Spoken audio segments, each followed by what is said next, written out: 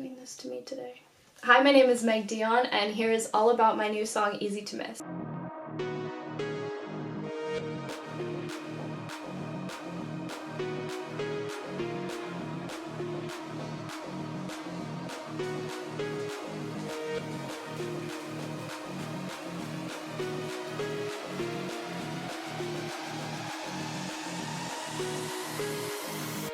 I actually wrote this song quite a long time ago, and it's been sitting in my notes app just waiting to come to life, and it's a concept I always wanted to bring into fruition. I chose the song title Easy to Miss because I thought if you see that title you might think it's about someone, like someone is easy to miss, and then you start to realize as you listen to the song that it's talking about how easy I am to miss. What's so fun about writing music is you can write from one moment or one day. This song could have come from just one day of how I felt. It could come from months of feeling, years. And I think when I was first writing music, I was really caught up in the idea of how am I going to be perceived. This song is a very high confident, fun song, but this isn't how I feel all the time. I'm not confident every moment of my life. And then I realized that a song doesn't have to be every moment of your life, doesn't have to perfectly package you up. You know, the song, I didn't write it about a specific person or thing, it was like a pattern of things. And I used to be so annoyed when songwriters would be like, in 2 days the song is yours, because I'd always be like, no, this is yours and I'm listening to it. But now I see what they mean, because it's like, I created this and now I want people to listen to it and feel confident about themselves, and it's like their thing, you know? It's not just like you listening to me, it's an experience I want you to have when listening to it, which is just to feel like a bad bitch and feel super confident. So I released it last night and I've gotten quite a few messages being like, I feel like such a bad bitch, this is already on my confidence playlist, and I'm like, perfect, that's exactly what I wanted. I wanted to create something that captured that feeling. Working with Jesse is the ultimate dream come true. I couldn't imagine anyone else bringing to life my art the way that he does. And I really think he's like a once-in-a-lifetime person that you can come across, and I'm gonna do a whole video on how we met and so much more about that, but he's just like my dream collaborator, and I feel like everything I've ever wanted to create comes to life so quickly and easily with him. We're currently working on our third song together, and he actually made the production and I wrote some lyrics. We both did our own thing completely separate. We had no idea what the other was working on, and when we put it together it was like a puzzle piece. My melody went perfectly with his production, and it was like a match made in heaven, and we knew that our chorus was done. I feel like him and I have this really good intuition with each other when it comes to my music. I basically brought the song to him pretty much written, and then a couple of different song references. A lot of people say, you know, there's a lot of Billie Eilish influence, very hyper pop. I'm hugely inspired by metal. I grew up listening, I know he's canceled now, but Marilyn Manson was my favorite artist growing up. Slipknot, I love 90s, I love Alice in Chains, Chris Cornell, Nirvana. I have a Nirvana tattoo. Gorillaz is my favorite band, Sad Night Dynamite, and then of course into the I say goth rap, I don't actually know what it's called, but Ashnikko, Corpse, Ghost Main, all of that stuff very heavily influences my music. I've been a dancer my whole life. I think that's why I love dark pop, because with metal it's super fun and I love rock, but I also really love pop music because it's really fun to dance to, and I feel like dark pop for me perfectly blends the two worlds that I love so much. Jesse and I worked on the song for quite a bit, and honestly we worked on it for a few months. Hello? Hey buddy! Hey, you like it so far? Yeah, I love it. I'm so happy with it. The songs are shorter. Maybe I'll ask him just for that opinion. Listened to the song. Every volume change we made the other day flows. The only thing that I was just thinking, 3 minutes and 40 seconds, do you feel like that's long? Should I cut that last chorus and we just go into that chorus where the words are missing? Do you feel like a little ear exhausted from the chorus? Thank you for everything you have done and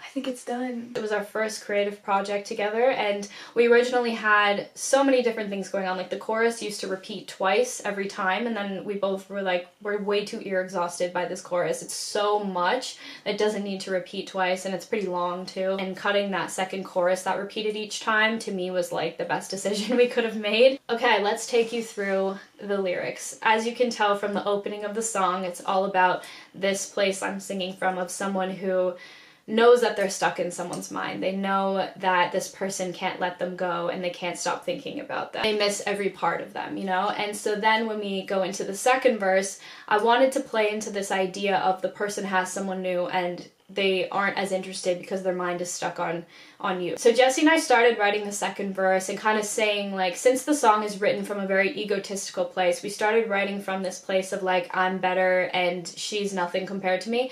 And then I was like, you know what, I don't ever really want to write like that because I think women are awesome and she's probably great. Like, whoever this fictional person I'm writing about, she's probably awesome. He's probably the shit one, you know, that's stuck on his ex, not communicating. We were writing a few lines at that point that just felt a little like, this is not a girl's girl. Last line of the verse, how come you knew girl can't, like, what the fuck do I say? How come you knew girl can't, how you like, that line is punchy, but I also still think like the guy could communicate what he wants and he's still not on her. She's probably great, so I wrote, he's filling the void with her and she's pouring all of herself into him, which is where her cup is run dry came from, because I'm like, what if she's pouring everything and she has nothing left and she's giving him like all of her. So we love writing from that perspective and not from a non-girls girl perspective. The bridge is probably one of my favorite parts of the song, just getting into like how many hollow bodies to realize, how many hollow bodies to know, it was always me.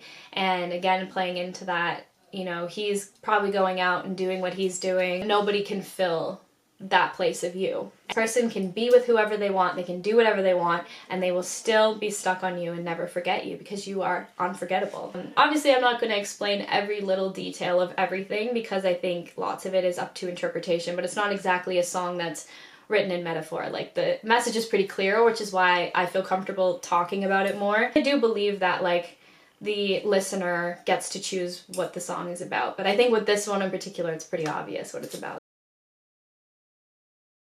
I really love the creation process. When I'm writing music, I think the thing I think about the most is performing, just because I'm a dancer and I think about like, how could choreography go to this? How could the stage lights go with this? To me, I'm thinking of like the big production part, and that's why I do love, like, the 70s is my favorite decade of music and I love acoustic music, but I don't think I could sit on stage with a guitar just because like my soul needs to move, it needs to dance. So that's why I love making high energy songs. Just seeing people who I know don't listen to this style of music asking to hear it, and I know they're probably just wanting to support me, but they're not going to exactly like the genre that it's in. Keep in mind that you're not going to be everyone's cup of tea, but you are your own cup of tea, is music I like. Like, this is a song I would listen to. No one can make you hate your song or love your song, because if you're not confident and you're putting it out in the world, no amount of reassurance is going to then make you feel like the song is good. And if you love the song, then even if people don't like it, you'll just know that it's because they don't like that genre of music, or they actually just might not like the song, which is fine too. But if you love it yourself, you're gonna be okay, kind of like with what people think of it, I think. There was a few versions of the chorus, you know, and I didn't want it to be too hyper pop and too auto-tune sounding. Obviously wanted it to have that hyper pop auto-tune sound, but we just had to kind of find this sweet spot with it. People who want to support me, whether they like this genre of music or not, I think people can feel that this is very authentically me. I got that message a lot today too. That was a common theme of, this is so authentically you, because it is. Like, this is what I love, this is the music I want to create. I also feel detached, like there's so many beautiful paths life can take, and the ultimate dream, of course, is music and acting, but I also know that I will always make music and I will always do this. Like, this is just what I love to do, and if things come of it, then that's awesome. I have a dream and I will always work for that dream. I think that, you know, I would, in the past, have seen myself as a success or failure, and now I just see my life as creative no matter what. You know, even if like I always say, if I don't have success in music or acting, I'm just gonna move to Italy and work in a coffee shop or something, but I'll still make music doing that too. That sometimes when you set a standard of like, I'm gonna release music, and if I'm not the biggest star in the world, I'm a failure, I think you're never going to want to release stuff. And that's kind of where I was at. I didn't want to release because I felt like, oh, I need my singing to improve. Okay, well, you can release music and your singing can still improve. I think it was a way of procrastinating and feeling like I had to have this huge blow up success or my life was meaningless, was just hindering me. And now that I feel more chill and I just feel so happy to do what I do, I want to release things and I want to do what I'm doing, and I don't feel this like scary life or death pressure that I used to put on myself. It makes the process way more fun because it's just like I'm creating because I love to create and this is fun for me, not because it's like, oh my gosh, if I don't have success, my life is over.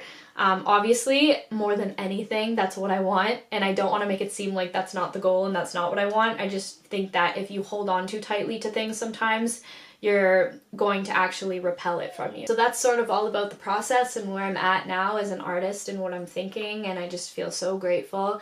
I have gotten more love today than I've ever gotten in my entire life. Like, this is a birthday times 10, because on your birthday, people have to say happy birthday. Like, there's an obligation there.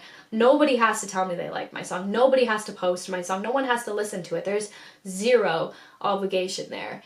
And yet people are listening to it, streaming it, and posting it. And I know that all of this attention and excitement will die down in a few days, but it doesn't change the fact that today was one of the most beautiful days of my entire life. I couldn't be more grateful, and I wish I had words to explain just how I feel.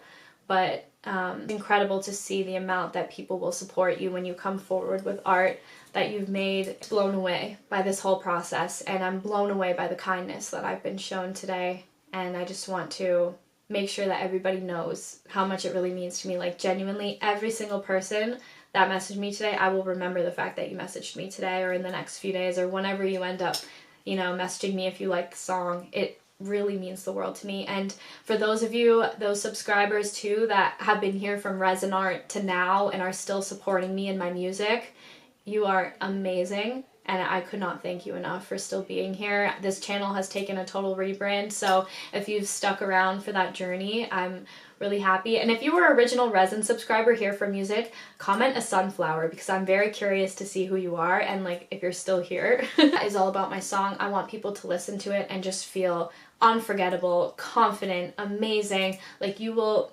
always be the person stuck in someone's mind. That's where I am as an artist. That's about my new song. I'm sure I forgot something I wanted to talk about, but that's all I can think of for now. So thank you for watching, and if you watched this whole video, I appreciate you. Leave me a red heart if you watched this whole video, and leave me a sunflower also if you are an OG Resin subscriber that's still here. I appreciate you more than anything. Thank you so much.